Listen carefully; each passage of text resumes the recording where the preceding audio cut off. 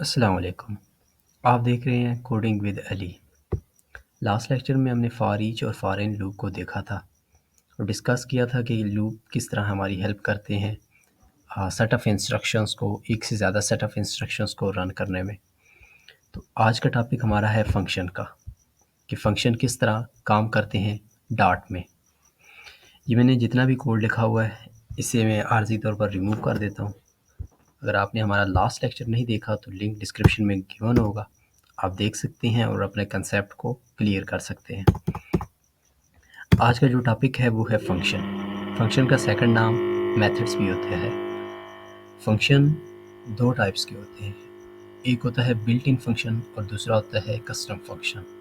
Built in function वो वाले function होते हैं कि जो हमें डार्ट प्रोवाइड करता है। डार्ट फॉर एग्जांपल हमें एक फंक्शन प्रोवाइड करता है, वो है प्रिंट। इस फंक्शन का क्या मकसद है कि आपने अगर वैल्यू को डिस्प्ले करवाना है तो आप इस फंक्शन को यूज़ करते हैं, तो यूज़ डिस्प्ले वैल्यू। ठीक है, सॉरी ये रॉन्ग अंग्रेजी हो गई है। Value to display value. ठीक है, तो ये कौन सा फंक्शन है? ये बिल्ट इन फंक्शन है, ये हमें डार्ट वालों ने प्रोवाइड किया हुआ है और ये भी एक मेन फंक्शन होता है। यानी ये वाला function built in he function की तरह होता है, इसे हम एंट्री पॉइंट के तौर पर ही बोलते हैं। मैंने फर्स्ट लेक्चर में इसे डिस्कस किया था कि मेन फंक्शन जो है वो कंपाइलर को ही समझ आता है। अगर आप इस फंक्शन की ब्रैकेट्स के बाहर कोड लिखेंगे तो कोड आपका एग्जीक्यूट नहीं होगा। तो इसलिए ये जो फंक्शन होता है कंपाइलर को इसी फंक्शन की समझ आती है, मेन फंक्शन की। और ये जो बिल्ट इन फंक्शन होते हैं इनका मकसद पीछे स्पेसिफाई कर दिया जाता है। ठीक है, अब जो कस्टम फंक्शन होते हैं, कस्टम फंक्शन को हम खुद बनाते हैं। उनका मकसद क्या होता है कि उनका मकसद ये होता है कि आपने सेम कोड को एक तो यूज़ करना है, यानी मेनली हमारा पर्पस यही होता है कि हम उसे रीयूज़बिलिटी को बढ़ाना है अगर हमने, और दूसरा रीडेबिलिटी को बढ़ाना है तो हमें जो कोड है वो आधा उस फंक्शन में भी डालना होगा। यानी ऐसा करना होगा कि सारा कोड जो है वो हमें सिर्फ मेन फंक्शन के अंदर ही नहीं इंटर करना, बल्कि इस तरह करना है कि हमें आधा कोड जो है वो सेपरेट फंक्शन के अंदर बना देना है। फंक्शन को एक बनाते हैं ताकि हमें एग्जांपल के साथ क्लियर हो कि फंक्शन किस तरह बनाया जाता है और किस तरह इसे कॉल किया जाता है डार्ट के अंदर। वाइड, ये वाइड क्या है? वाइड डाटा टाइप है, जैसे कि हमने दूसरी डाटा टाइप्स पढ़ी थी, नॉर्मल, स्ट्रिंग, इंट, वार, डायनामिक। तो इसी तरह ये वाइड भी एक डाटा टाइप है। देन फंक्शन का नाम आ जाता है। फंक्शन का नाम आप कुछ भी लिख सकते हैं, मैं लिख देता हूँ टेस्ट। ठीक है, और देन ये, तो अभी मैंने क्या किया, यहाँ पर फंक्शन का नाम लिखा और ये स्मॉल ब्रैकेट डाली। स्मॉल ब्रैकेट्स डालने का एक तो मेन पर्पस हमारा ये भी होता है कि अगर मेन फंक्शन से जहाँ पर ये कॉल हो रहा है ये वाला फंक्शन, वहाँ से अगर हमने वैल्यू भेजनी है इस फंक्शन में, तो ये जो स्मॉल ब्रैकेट्स हैं ये हमारी हेल्प करती हैं पैरामीटर्स को लाने में। देन ये मैंने बॉडी की ब्रैकेट्स डाली हैं। ठीक है, तो ये हो गया हमारा टेस्ट फंक्शन। इस बॉडी के अंदर भी कुछ लिख देते हैं ताकि हमें पता चल जाए कि ये फंक्शन चला भी है या नहीं। This is test function.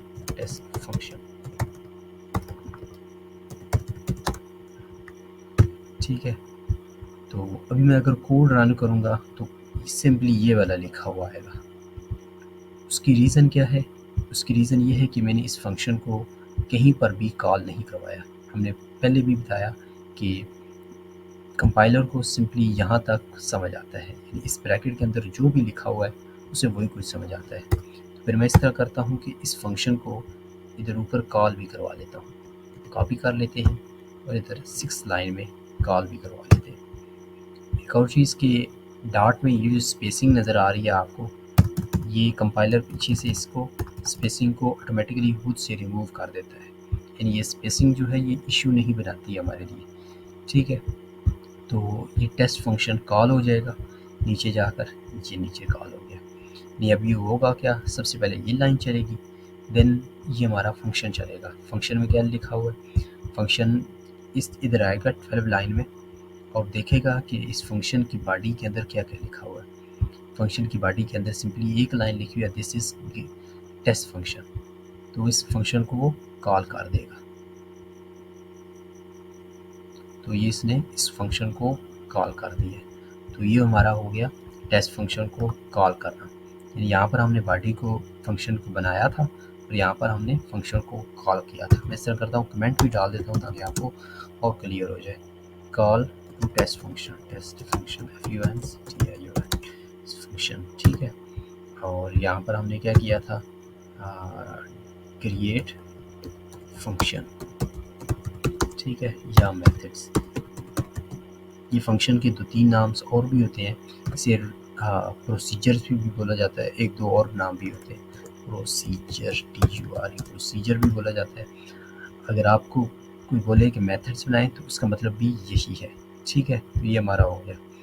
तो अब इस फंक्शन के अंदर और भी कोड लिख सकते हैं। फॉर एग्जांपल अगर आपने लिखना है, फॉर लूप चलाना है, तो वो भी आप इधर भी चला सकते हैं, तो वही कुछ ही होगा जो आपने इधर किया था। मैं इस तरह कर लेता हूँ, int i is equal to 0, then i less होना चाहिए या इक्वल होना चाहिए 100 के, और i प्लस होना चाहिए। देन प्रिंट लगा लेते हैं और यहाँ पर क्या कर देते हैं, i की वैल्यू को प्रिंट करवा लेते हैं और ये हो जाएगा।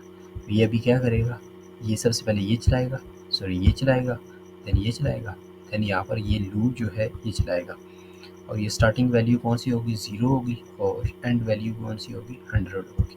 तो यानी 0 से लेकर 100 तक ये काउंटिंग प्रिंट करवा देगा। ये हमारा हो गया। तो ये हमारा सिंपल सा फंक्शन था। नेक्स्ट लेक्चर में हम फंक्शन से वैल्यू को रिटर्न करना कैसे करते हैं ये सीखेंगे, और फंक्शन के अंदर वैल्यू किस तरह पास करते हैं ये सीखेंगे, ठीक है। आज के लेक्चर के लिए इतना ही। होपफुली आपको समझ आ गया होगा।